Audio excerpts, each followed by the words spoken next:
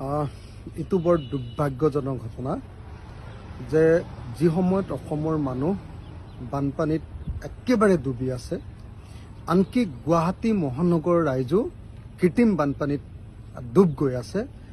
আৰু গুৱাহাটী মহানগৰৰ 8 বছৰীয়া শিশু যি সময়ত যি দিনটোত উদ্ধাৰ হৈছে, যি দিনটোত 8 বছৰীয়া শিশু ড্ৰেইনত পৰা উদ্ধাৰ হৈছে, সেই দিনটোতে শক্তি আৰু নগৰ উন্নয়ন দপ্তৰৰ ভাৰতবৰ্ষৰ মন্ত্ৰী মনোহৰ লাল খট্টৰে তেখেতে আহি মনোহৰ লালে এনেকৈ আহি গুৱাহাটীত আহি মাছক দানা খুওৱা, গুৱাহাটীৰ ব্ৰহ্মপুত্ৰৰ সৌন্দৰ্যবৰ্ধন আঁচনি পৰিদৰ্শন কৰা, হেৰিটেজ ব্ৰহ্মপুত্ৰৰ আঁচনি ব্ৰহ্মপুত্ৰৰ সৌন্দৰ্য উপভোগ কৰা, এই গোটেই ঘটনাবিলাকে আচলতে সমগ্ৰ অসমীয়া জাতিটোক উপহাস কৰিছে কেন্দ্ৰীয় চৰকাৰে।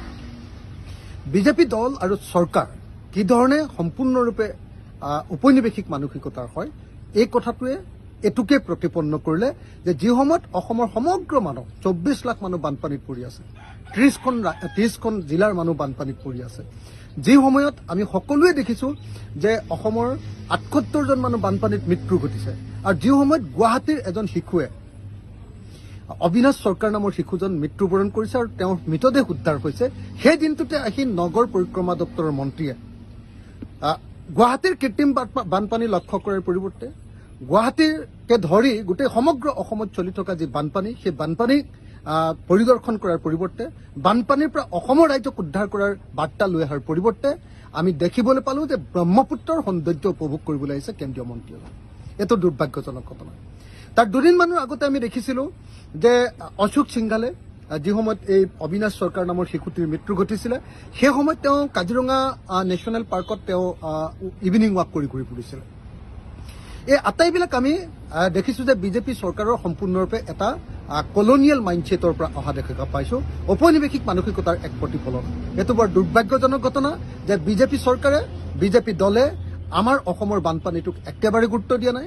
বানপানীত অসমৰ মানুহৰ যি দুৰ্যোগ, অসমৰ মানুহৰ যি মিজাৰি, অসমৰ মানুহৰ যি অপকাৰ হৈছে, অসমৰ মানুহৰ যি বিনষ্ট হৈছে, ধ্বংস হৈ গৈছে অসমৰ মানুহ, সেই কথাটোক সম্পূৰ্ণৰূপে ওলাই কৰিছে। আৰু ওলাই কৰি তেওঁলোকে ব্ৰহ্মপুত্ৰৰ সৌন্দৰ্য উপভোগ কৰিবলৈ এই সময়ত আহি কেন্দ্ৰীয় মন্ত্ৰী আহি আমাৰ অসমীয়া জাতিটোক অপমান কৰিছে। গতিকে ইয়াৰ বিৰুদ্ধে মই সমগ্ৰ অসমৰ মানুহক মাত পাতিবৰ কাৰণে আৰু সমগ্ৰ অসমৰ মানুহক এই বিজেপি দলটোৰ পৰা সাৱধান হ'বৰ কাৰণে আহ্বান জনালোঁ। কালি কেন্দ্ৰীয় চৰকাৰৰ শক্তি আৰু নগৰ পৰিক্ৰমা বিভাগৰ মন্ত্ৰী মনোহৰ লালে গুৱাহাটীলৈ আহি হেৰিটেজ ব্ৰহ্মপুত্ৰৰ পাৰৰ পৰা ব্ৰহ্মপুত্ৰৰ সৌন্দৰ্য উপভোগ কৰিলে। কোনোবা পুখুৰীত, কোনোবা ঠাইত মাছক দানা খুৱালে, কিন্তু তেওঁ সেই সময়ত পাহৰি গ'ল যে এই সময় অসমৰ সকলো মানুহ বানপানীত ডুবি আছে। যি সময়ত 78জন মানুহৰ মৃত্যু ঘটিছে, আৰু যি সময়ত খুদ গুৱাহাটীত এজন 8 বছৰীয়া শিশু অবিনাশ চৰকাৰ তেওঁ নৰ্দমাত উটি গৈছে, কৃত্ৰিম বানপানীৰ কাৰণে নৰ্দমাত উটি গৈছে, সেই সময়ত কেন্দ্ৰীয় নগৰ পৰিক্ৰমা মন্ত্ৰীজনে আহি গুৱাহাটী মহানগৰত আহি যি বিলাসিতা কৰিলে, এইটোৱে সমগ্ৰ অসমীয়া জাতিটোক অপমানিত কৰিলে।